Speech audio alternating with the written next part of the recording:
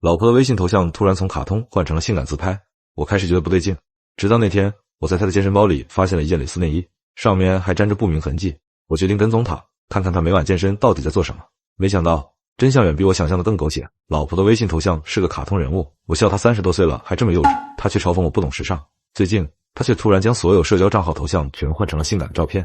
我开玩笑问她是不是有第二春了，她却红着脸支支吾吾说我疑心病犯了。后来我想通了，这一定是跟她最近忽然爱上了健身有关。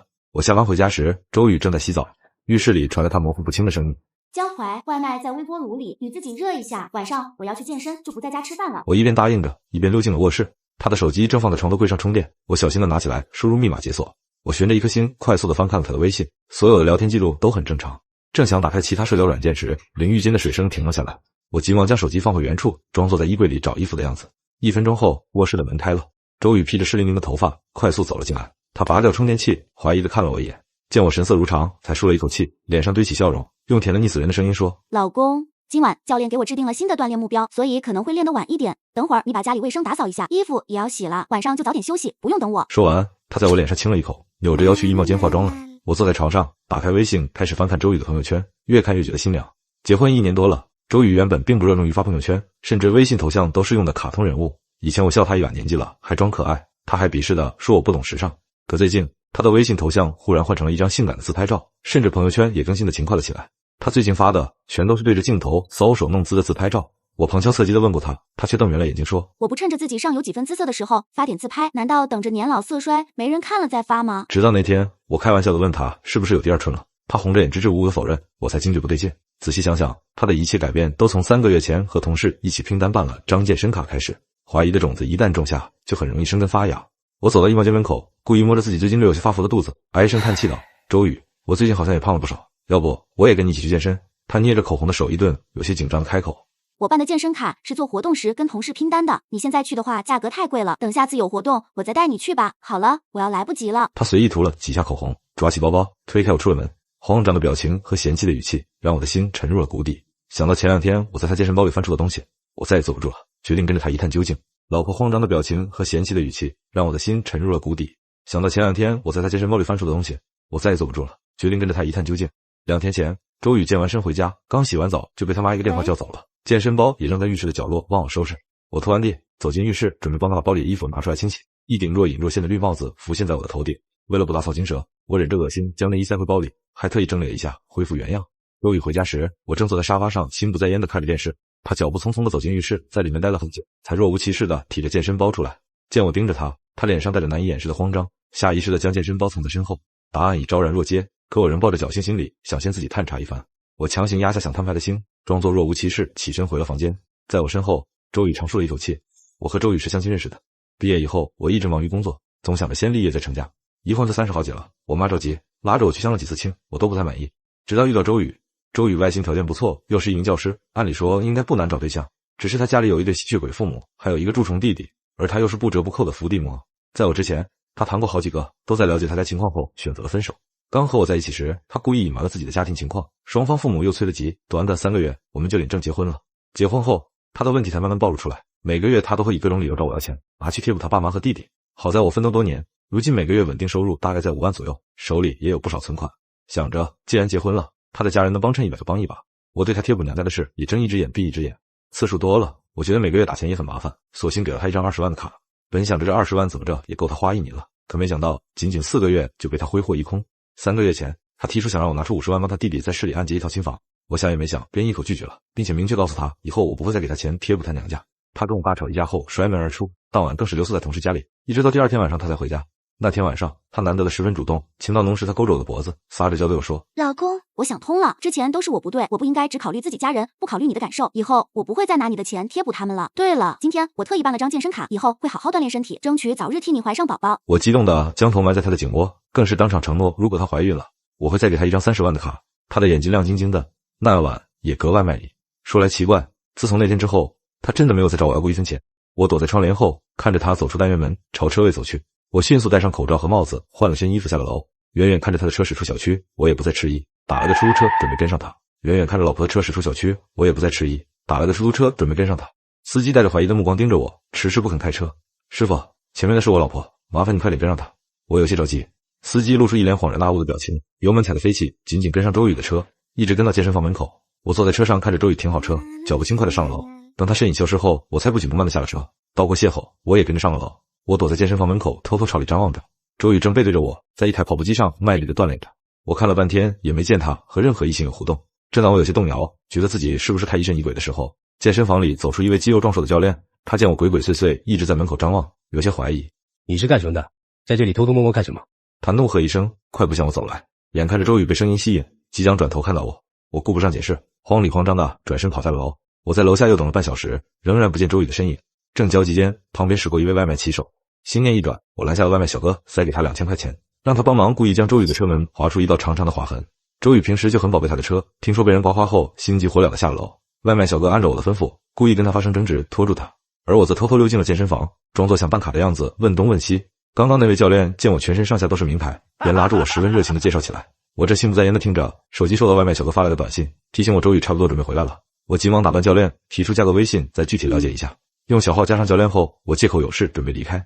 刚走出健身房门口，就看见周宇怒气冲冲地上楼，紧身运动服已被汗水打湿贴在身上。我灵机一动，假装对门口的海报十分感兴趣，背过身去仔细查看。周宇压根没注意到我，与我擦肩而过。见他进了健身房，我才松了口气，转身下楼。回去的路上，我开始翻看教练的朋友圈，试图从中找到其蛛丝马迹。可翻了半天，除了正常的宣传视频，没有任何其他内容。我心里不由得松了口气，看起来一切正常。也许真是我自己想的太多了。就在我准备退出朋友圈界面时，一张照片吸引了我的注意。我点开一看，脑子里轰的一声炸了。照片里，周宇穿着那件蕾丝内衣，正趴在床上，脸上带着诱惑的表情。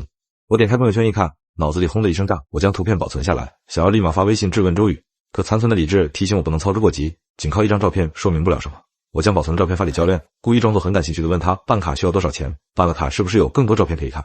教练很快回复我，兄弟，你真有眼光，这是我们这最漂亮的女会员，我们会员费1年18888，缴纳之后不仅有照片可以看，只要你出得起钱，约出来玩玩都可以。心里正思考着如何进一步取得实质性证据，教练又发了一条消息，哥们，你运气挺好，刚入会就赶上我们的活动，周末有个健身派对，很多优质女会员都会参加，只要你肯出钱，包你玩得开心。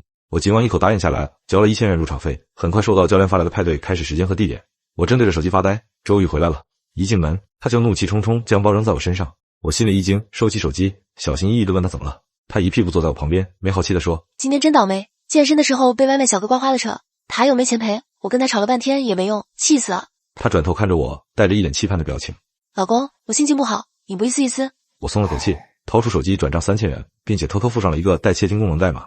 本来是公司下属发给我测试的，没想到用在了自己老婆身上。老公，我弟弟开上一辆车，你能不能赞助一点？想着那些不堪入目的照片，我急于作呕，冷冷地推开他。他被我推倒在地上，一脸委屈地红了眼睛。江淮，你怎么那么小气？我弟想要辆车怎么了？你又不是买不起，至于这样吗？本来我还有个好消息要告诉你，你这样真是扫兴。说着，他从包里掏出一张纸，扔在我脚边。我捡起来一看，是张 B 超报告，上面清楚地写着已怀孕1个月。我天灵盖之发麻，捏着报告的手都在颤抖。自从他3个月前说想跟我生个宝宝，我们就一直积极备孕。可2个月过去了，他的肚子还毫无动静。上个月我特意去了一趟医院，医生建议我做个检查。检查后发现我有弱精症，不仅极难受孕，而且很容易造成先天畸形。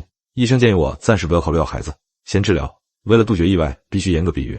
我怕周宇知道后嫌弃我，特意让医生给我打了男性避孕针。回家后，我暂时没有告诉周宇，想着以后找到合适的机会再告诉他。所以周宇肚子里的孩子根本不可能是我的。我没想到他无耻到这种地步，竟然乱搞都不做任何措施，还妄想着让我替他养这个野种。此刻见我全身发抖，他以为我是因为激动，眼里闪过一丝得意。你不是说我有了孩子会奖励我吗？他一边发着嗲，一边往我怀里钻。我不动声色地搂住他，伸手抚摸着他的肚子。我发现老婆在外面乱搞，但在一起的时候，我还是不动声色地搂住他，伸手抚摸着他的肚子。好，等宝宝稳定了，老公一定给你一份大惊喜。时间过得飞快，转眼就到了周末，健身派对就在今晚举行。下午，周宇提着健身包准备出门。老公，今晚我和同事约好了，健完身一起去打麻将，你不用等我。等他走后，我立马打电话给我的好哥们杜宇。杜宇是个不折不扣的富二代，平时不务正业，就喜欢投资拍短剧。我早就跟他沟通好了，让他带名剧组里化妆师过来替我改造一下，最好化成亲妈都不认识的那种。他很快带人上门，经过一番改造，我被画成了逗比亮大眼睛的帅哥，我很满意。又找他借了他的跑车，直奔健身派对举办场所而去。按照教练发来的定位，我开车抵达了一座位于郊区的私人别墅。到门口时，周宇正穿着暴露，端着酒杯在门口和人交谈。见我开着跑车，他小跑着跟了过来。我刚下车就被他蹭在车门上，一脸媚火的样子。帅哥，你这跑车不便宜吧？你长得跟我老公有点像，不过你比他帅多了。我捏住他的手腕，沉着脸问他，你这么不要脸，你老公知道吗？他的笑容僵在脸上，半晌甩开我的手。神经病，都来这玩啊，还装什么正经？他恼怒地骂了我一句，转身就走。教练见状小跑着过来，一脸讨好的笑。哥们，别生气，这娘们就是被捧坏了。没关系，我们还有很多优质女会员，进去看看啊，看上哪个扫码就可以了。我跟在他身后进了别墅，一踏进门，我忍不住倒吸一口凉气。整个别墅布置的氛围极其奢靡，每个女会员胸口都挂着一个二维码，墙上贴满了海报。教练跟在我身后，热情地给我介绍，不论看上哪个女人，只需要扫码。我忍着恶心，随意拉过一个女会员，带着她上了楼。进了房间，我催着她去洗澡，自己则坐在床上，打开窃听软件，戴上蓝牙耳机。刚刚，我亲眼看着周宇被人带进了房间，耳机里很快传来熟悉的声音，男人喘着气问她：“你说是你老公好还是我好？”周宇娇滴滴的回答：“当然是你好了，他又油腻又丑，要不是看在钱的份上，我1分钟都不想跟他多待。”不到3分钟就恢复了安静，我正想取下耳机，令我没想到的是，耳机里竟然又传来他弟弟的声音：“姐，你说好了要让他给我买车，什么时候才能拿到钱？”“放心吧，我告诉他我怀孕了，过段时间他就会把钱给我。”“可是姐，你这孩子也不是他的。”周宇嗤笑一声：“在我肚子里的，我说是谁的就是谁的，反正到时候找个理由打掉就行了。”我冷笑一声，关掉软件。我是真没想到，他竟然这么不要脸。结婚以来，我对他可以说十分宠爱，平日里转账红包都是家常便饭。可他不仅没半点感恩，反而费尽心思想着如何从我这里骗钱。事已至此，我对他再也没有半分留恋。我将录音内容保存好，思忖着如何让他身败名裂。女会员出来的时候，我已经走了。刚刚我在大厅里逛了一圈，利用事先准备好的针孔摄像头，将现场的视频都拍了下来，包括墙上贴的海报和女会员利用二维码收款的动作。我正准备离开，却被教练带人拦了下来。他一脸抱歉：“哥们，不好意思，我们这个规矩，走的时候要搜身和检查一下手机。”我故作惊讶地捂住嘴巴，趁机将手心里的微型摄像头藏进嘴里，随后交出手机，张开双臂等着他们检查。一番折腾后，他们才放我离开。回到家，我第一时间将摄像头里的视频内容导入电脑中保存好，本想立马去派出所举报他们，但转念一想，单凭我手里的证据也没办法重创他们，我需要一个更严重的罪名将他们一网打尽，不能让这样的组织死灰复燃，继续祸害更多的人。我回忆起看过的照片中，有几名女会员脸看起来很稚嫩，并且明显带着不情愿的表情。我翻出其中较为明显的几张，发给教练，委婉的表示对这几名女生很感兴趣。哥们，你还是看看其他的吧，这几位你就别想了。收到回复后，我连续打了几个问号过去，再三表示我愿意花大价钱，可对方迟迟不肯再回复我，直到我发过去一笔2000元转账并备注咨询费，对方才支支吾吾的开口。兄弟，我想你应该也能看出来，这个不一样，所以不是你这种级别的会员能碰的。如果你确实喜欢的话，可以考虑升级我们的至尊 VIP， 会员费会贵一点，并且最少要介绍一名会员才可以。看到他的回复，我气得浑身发抖，这群人可真他妈行，既然他们这么不怕死，说什么我也得送他们一程。我立马发过39999的会费，并承诺3天内介绍新会员入会。转头我就找上了杜宇，他虽然是个纨绔子弟，但正义感还是很强的。听完我的描述，他气得一拳捶在桌子上：“神他妈的健身会所，看老子不给他一窝端了！”他当即在我的推荐下加入了健身俱乐部，并且立刻转账6万元会费。教练乐得合不拢嘴，信誓旦旦的保证最晚后天就给我们将人带来。2天后，教练发来信息通知我们去酒店验货。按照他发来的定位和房间号，我们很快赶了过去。一进门就看见2名女生坐在房间里瑟瑟发抖。我和杜宇怒火中烧，走过去想拉他们起来，可2人吓得往后缩去，嘴里哀求着求我们放过他们。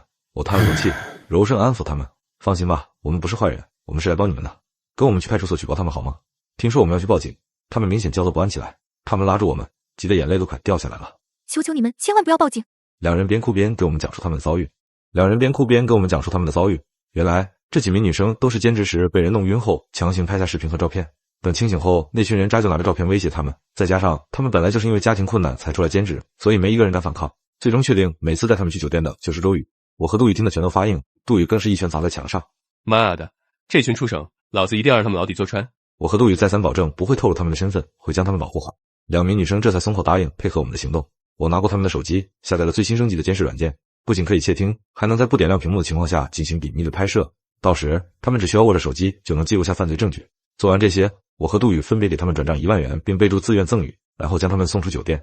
我们心事重重地走向地下停车场，准备取车离开。没想到刚打开车门，旁边一辆面包车上下来几名壮汉，不由分说将我们双手捆住，强行塞进面包车里。而车里正坐着面无表情的健身教练。我和杜宇心里一惊，难道是我们暴露了？以他们的手段，恐怕我们很难有好下场。见我们脸色不好，教练扯动嘴角笑了一下，看着他皮笑肉不笑的脸，我们更加害怕了。2位别紧张，是我们老板要见你们，都怪我手下的人行事粗鲁，你们可别见怪啊。说着，他挥了挥手，面包车平稳地驶出了停车场。一路上我们都心惊胆战，脑海中幻想了无数杀人灭口的画面。大约颠簸了半小时左右，面包车停在了一栋乡间别墅前，我们被人拖下了车，有人上来替我们松了绑。正思考着如何脱身，别墅的门开从别墅里走出来一个面带笑容的男人，我和杜宇一看，放下心来。这人我们认识，是当初大学的时候的室友秦风。不过这人心术不正，早在读书那会，他就整天琢磨着捞偏门。我和杜宇跟他关系一般，毕了业更是多年未曾联系过。同学会时听人说过，毕业后他就傍上了富婆，后来靠着富婆开了家健身房，据说生意不错。可我们怎么也没想到，他竟然干出这样禽兽不如的事来。见我们愣在原地，秦风大笑着走过来，给了我们一人一个熊抱。他低头看见我们手腕上的伤痕，当即变了脸色。秦风冷冷地回头看着站在身后几名壮汉，沉声说道：“我让你们将两位请过来，你们给我把人绑过来，是不是活腻了？”几名浑身肌肉的壮汉吓得跪在地上，用力地扇自己巴掌。没多久，几人脸就被扇得肿了起来。我和杜宇对视一眼，浑身发冷。以秦风现在的势力和手段，如果发现我们谋划的事，恐怕我们两个都会死无葬身之地。我们强装镇定，扯出一个比哭还难看的笑脸：“秦风，你小子现在混得可真不错啊！”闻言，他高兴地拍拍我们的肩膀：“前几天我看见你们的资料，一眼就认出是我的老同学。这不，今天我让他们等你们过完瘾，将你们请过来，咱们兄弟三人好好叙叙旧。”说着，他做了个请的手势，将我们请进别墅。这顿饭我和杜宇吃的食之无味。席间，秦风的手机响了起来，他按下免提，一个甜腻的女声传了出来：“老公，你在忙什么呢？我家那头死肥猪不在家，你要不要出来跟我玩玩？”我的心揪了起来，这声音我太熟悉了，正是周宇。秦风漫不经心地吃了口菜：“不了，我在等老朋友吃饭呢，改天吧。你这个小贱人，一天不玩你就浑身难受是吧？”对面嘟嘟囔囔的撒了胡椒，不挂了电话。我的喉咙一阵发紧，看秦风神色如常，似乎并不知道我就是周宇的老公。江环，你看我干什么？赶紧吃菜呀！秦风见我只顾着打量他，招呼我赶紧动筷。我干笑两声，埋头吃饭。好不容易挨到吃完饭，秦风又提出去喝点酒。我和杜宇赶忙推辞，见我们实在不想去，他这才作罢，招招手吩咐手下将我们送回去。一直到回到停车场，坐进我们自己的车里，悬着的心才落了地。杜宇正准备发动汽车，我们的手机同时响起了提示音，对视一眼，我们不约而同地拿出手机，是监视软件发来的提示，上面显示对方启动了监视功能。我们打开录屏功能，点进软件查看，屏幕里几名凶神恶煞的壮汉围住几名女孩，为首的正是秦风和那名教练。听筒里传来女孩们的哭声，还有断断续续的求饶声：“求求你们别再逼我们了，我们真的不想去陪他们了。”秦风一脸坏笑的伸手扯住说话的女孩头发，一把将她拉到面前，狠狠一巴掌扇在她的脸上：“你说不想就不想，信不信我把你的照片发到网上，让你的亲戚朋友都来看看你是什么货色？梁总看得起你们是你们的荣幸，他付了这么多钱，你们说不去，那把钱赔给我啊！你们以为自己还是什么好货色吗？都是一群破鞋！”女孩半边脸高高肿起，呜咽着不说话。秦风将她甩到一边，示意几名手下强行将女孩们拖出去。被甩到一边的女孩突然站起身，冲到窗户边，对着正准备上前的壮汉们哭喊道：“别过来，再过来我就跳下去！”可没人搭理她。眼看着他们越逼越近，女孩闭上了眼睛。“不要啊！”我和杜宇同时惊呼出声，可没有用。女孩身体后仰，消失在窗户外。几秒钟过后，传来一声沉闷的坠落声。我和杜宇抬起头，两人都是泪流满面，没有丝毫迟疑。杜宇沉默地发动了汽车，一路狂飙到公安局门口。我和杜宇将手机里的材料连同视频一同交给了警察。打开视频时，一屋子警察鸦雀无声，每个人脸上都出奇的愤怒。视频结束后，几乎是全局出动，多辆巡逻车疾驰而出。可赶到现场时，已是人去楼空，除了女孩支离破碎的身体孤零零地躺在楼下的草地里，她的脸上带着一种解脱的微笑。我和杜宇再也绷不住，跪倒在她尸体旁，放声大哭。如果早一点举报他们，是不是他就不用死了？我回家时，周宇正坐在沙发上涂着指甲油，见我进门，他换上一副虚伪的笑容。他起身过来挽住我，将我拉到餐桌旁，指着桌上的产检报告，笑意盈盈地对我说：“老公，今天我去产检了，医生说宝宝已经稳定了，你说的大惊喜什么时候能兑现？”我冷漠地看了他一眼，强压住想打死他的心。行，既然这样，明天叫上你爸妈和你弟一起吃顿饭吧，到时我会亲手送上大惊喜。周宇脸上的兴奋之情溢于言表，他笑嘻嘻地拿出手机通知他爸妈，我则将自己关进了房间，开始剪辑视频。我将剪好的视频发给杜宇，吩咐他明天晚饭时间发布在社交平台上，并且特意嘱咐他到时候花钱买点热搜，又给餐厅打电话定好位置，告诉对方明天我要准备求婚，吃饭途中一定要将摄像头对准我女朋友的脸，将她的表情投射在大屏幕上。安排好一切，我才洗漱完上床睡觉。可一闭眼，我眼前就浮现出女孩惨死的模样，几乎一夜无眠。第二天，我顶着一双熊猫眼去上班，整整一天我都心不在焉。好不容易挨到下班时间，我马不停蹄赶往餐厅。周宇一家已经到了，见我进来，他爸妈满脸堆笑。周宇的弟弟也殷勤地替我拉开椅子，又倒了杯水递在我手里。菜很快上齐，我闷头吃饭。无论他们一家如何旁敲侧击，我都没有回应。等菜都吃得差不多了，我掏出手机看了看，周宇的视频被顶上了热搜第一。我微笑起来，起身接过后，在一旁服务生手里的话筒。餐厅里人声鼎沸，我清了清嗓子：“各位，耽误大家几分钟，我老婆怀孕了，今又特意给她准备了一份惊喜。”一时间，餐厅里的人都停下筷子，盯着我们，有人带头鼓掌，有人大声祝福着我们。我抬头看了一眼大屏幕，镜头正对准了周宇期待的脸，我笑了起来，将手机里的录音打开，用话筒对准了手机听筒。大喇叭里响起了周宇和他弟弟的对话，所有人面面相觑。很快有人反应过来，不客气地指着周宇骂道：“贱人，荡妇，真不要脸！”越来越多人开始指着他骂起来。周宇整张脸涨得通红，他弟弟起先还一脸不知所措，反应过来后恼羞成怒地冲过来，一拳砸在脸上。我也不甘示弱，反手一个巴掌扇了回去。有人开始朝周宇一家扔吃剩的食物残渣，甚至有位义愤填膺的大妈端过来一碗热汤，扣在了周宇的头上。一片混乱中，不知是谁忽然惊呼出声：“快看热搜！这个女的不就是视频里那个女主吗？哇靠，真他妈劲爆！这个女的也太不要脸了吧！”指指点点中，周宇脸色惨白地打开了热搜，才看了眼就晕了过去。他爸妈赶紧上前护住他，他的手机躺在地上，正播放着他那些不堪入目的视频。我微笑着退出餐厅，我们这个城市不大，今天发生的一切足以让他在整个城市如过街老鼠一般。事情发酵得很快，我还没到家就接到10几通好友打来表示关心的电话，我都云淡风轻的表示我没事。